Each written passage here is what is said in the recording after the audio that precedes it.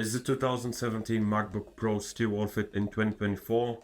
With the new Apple Silicon that has an incredible performance, does this 2017 model still keep up? Stick around as we deep dive into its design, performance, value for price, the issues of this thing right here, and if it's worth it. And of course, if it can still compete with today's models. Hello everyone, welcome back to my channel. Today we'll be rating this 2017 MacBook Pro. This is my first ever Mac product ever. This is the first Apple product that I ever bought, and I needed something that I can use when I travel, that has good performance, and when I'm in another country for 1 or 2 months, I can use this to edit my videos, to do my thumbnails, to script, and obviously to watch YouTube and some media. I'm going to rate it as well, if it's worth it, and I'm going to give you a few tips of what you should look for when you're planning to buy one of these. So, firstly, I bought this thing for 350 bucks, so stick around because I'm gonna give you my verdict on the 2017 MacBook Pro. First up, let's talk about the design and the build quality. The 2017 MacBook Pro was a game changer with its sleek aluminum body and slim profile. And now, compared to similar price Windows laptops released in 2024, the build quality it's still so much better even if used. Even 7 years later, it still feels very premium. Apple has always been ahead in terms of design, and this laptop is no exception. The unibody construction shows that there's no flex, and the overall build quality is very good. It can handle being thrown into a backpack without much worry. The trackpad is also very large and very responsive, which I very love. And the trackpad is really a significant plus. However, I cannot ignore the butterfly keyboard. When it first came out, it was praised for its slim design, but over time, many users experienced issues with keys sticking or falling. The MacBook that I have right here has an issue with the upper arrow, but I don't really use it anyway, so that's why I bought it. If you're planning to buy one of these, check the keyboard, press all the keys a few times on notes and see if there are any issues, because the replacement for this keyboard costs more than 200 bucks. The good news is Apple eventually moved away from this design in later models due to these problems. The typing experience on this thing, it's not really good, but it's not really bad. I've ended up with having mixed feelings about the keyboard. So I'm giving the build quality and the design a solid 8 out of 10. It's very good for its age, but the keyboard issue is really bad. Now let's move on to performance. This MacBook comes with the Intel i7 7th generation, and with 16 gigs of RAM. You could configure it, usually 8 or 16, and the storage was up to 1 terabyte. This one right here has 512 gigabytes, which is good. In 2024, it still holds up for basic tasks like web browsing, office work, and media consumption. I've been using it for some light video editing and Photoshop, and it performs decently, actually better than decently, though not as snappy as newer models. But for the price that I bought this for, it's really impressive. One thing to note is thermal performance. The 2017 MacBook Pro can get quite hot under load, and the fans get really noisy.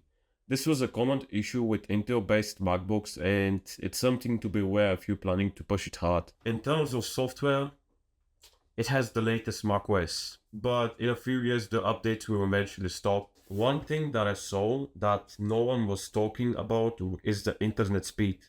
While I have an incredible internet speed, the maximum that this gave me was 70 megabits per second. Overall, I'm giving the performance a solid 7 out of 10. It's really good for some light work. It doesn't have any issues with web browsing and stuff like that, but under heavy load, it really shows its age. Battery life is another crucial aspect. Originally, the 2017 MacBook promised around 10 hours of battery life, which is really impressive. But in 2024, it's quite different. Battery degrades over time, and this model is no exception. On average, you might get 4 to 6 hours depending on how heavily you're using it, If you're just browsing the web or watching videos, you might squeeze out more. But for anything heavy, I'd say stay near a charger. If you're planning to buy one of these, I really suggest to check the battery cycle. A replacement battery can extend its life, but it costs. This one has less than 150 cycles, which is very good, but the battery is still quite bad. But for its price, the battery is good. So, battery life gets 5 out of 10. It just doesn't hold up a full day of video editing on Photoshop. And even just web browsing, watching media, it just won't do it. Next up, let's talk about the display for this MacBook. This laptop features a 15.4-inch Retina display with a resolution of 1280 by 1800, offering a sharp and vibrant viewing experience. Even by today's standards, it's very impressive. The brightness goes up to 500 nits. It's got True Tone technology. It's good. I've been using this for video editing and Lightroom, and I can say I love the display. The only bad thing about the display is the noticeable bezels, but once you get used to it, there will be no issue. So, for display quality, this laptop deserves a 9 out of 10. It's very good, and despite its age, it's still impressive. Now, let's discuss about value for price.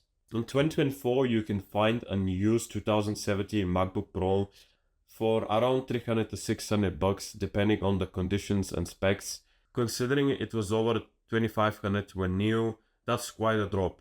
If you're looking for a Mac experience on a budget, this might be an appealing option. However, it's essential to weigh this against what else is available on the market.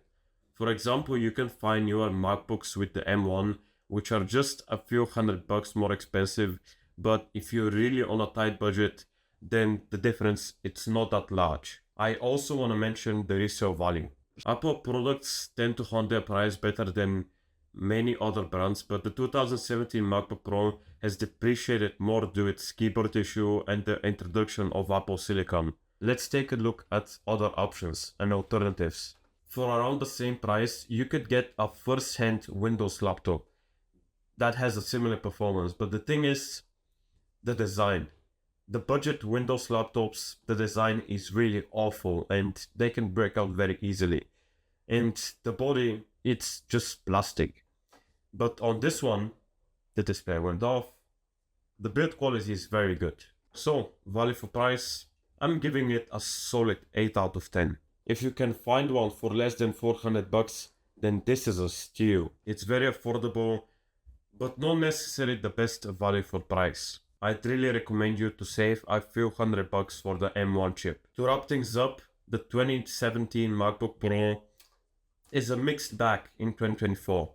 It has an amazing build quality and design, sleek, premium, and all this, but battery and performance, they're really lacking. If you can find one at a good price, and if you're looking just browsing or light work, Excel, Word, or maybe PowerPoint, then this is a very good consideration. Overall, I'm rating this a solid 7.4 out of 10.